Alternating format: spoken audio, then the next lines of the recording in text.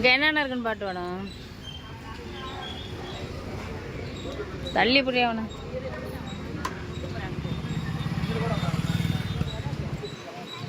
ஏய் தம்பியை புடி.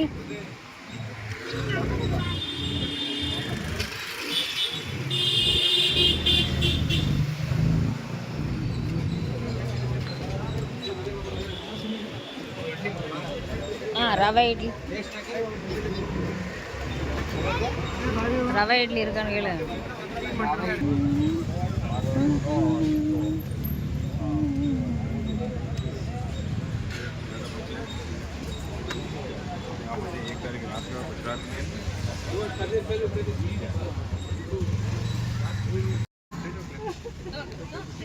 இட்லி அவங்களுக்கு கேட்டாங்க.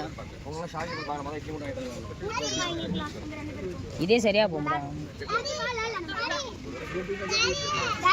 எதுக்கு வாங்க வாங்க வாங்க போறேன், வாங்க போறேன். சரி வா, நீ சாப்பிடுவா.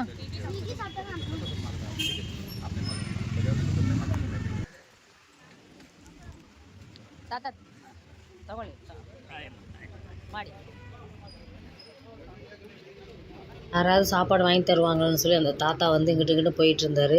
அதை பார்த்துக்கிட்டே இருந்தேன். அப்புறம் சரி நான் ஒரு எக்ஸ்ட்ரா பிளேட் வாங்கி அவருக்கு வந்து அந்த 2 இட்லியை கொடுத்துட்டு வந்தேன். அது ஒரு எனக்கு சந்தோஷமாக இருந்துச்சு.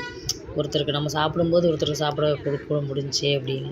இங்கே வந்து பொரியல் அப்படி தான் போடுவாங்க. இங்கே சட்னி தகவல் இல்லையா? தகவல் சட்னி சட்னி சட்னி தகவல்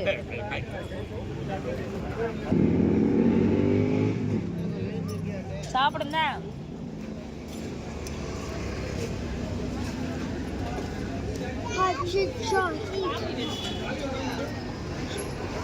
அம்மா வடாவா?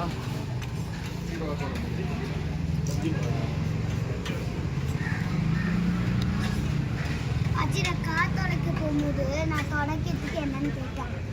எனக்கு என்னன்னு கேட்டேன். எனக்கு என்ன உனக்கு என்ன? சாப்பிடுங்க.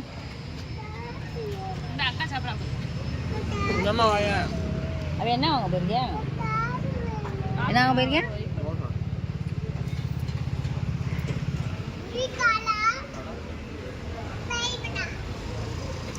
ஸ்பூன் இல்லையா அதுக்கு?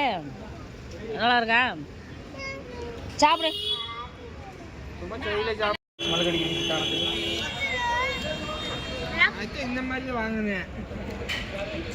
மசாலா தோசை இருக்குன்னு சொன்னேன் நான். இவங்க போய் இட்லி வைங்கிட்டாங்க.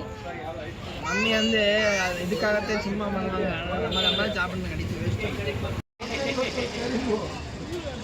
நீ பார்த்தா நல்லா விளாண்டுக்கு இருக்கு. அவங்கள பார்த்தா கூட்டமாக இருக்கு.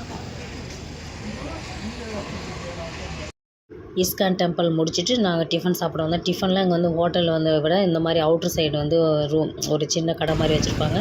அங்கே வந்து சாப்பாடு டேஸ்ட்டாகவும் இருக்கும், இங்கே ரேட்டும் ரீச்சபிளாக இருக்கும்.